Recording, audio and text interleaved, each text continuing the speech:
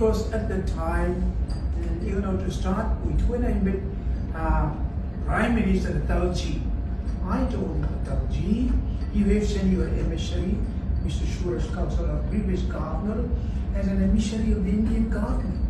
When he met Mulvan Isaac Sue, he asked them, what is your political demand? They simply said, we don't have political demand. Recognize our sovereignty and that's all. Daily dance. But Tawk, in a peace negotiation, it shouldn't be like that. It is trying to win over the heart of the Gulf by a point. When you meet the Gulf on the far side, if you say, do you love me? If you love me, let us marry. What will be the date of the marriage? If you start with like that, what will the Gulf say? Oh, the Gulf say, no, I've never thought of that. And Tawk, the first thing when we have to see the girl in a time like that, what we have to say is how beautiful your sari is. We have to start from that. He was laughing like anything. So he said, I will send him to Bangkok. You be the emission.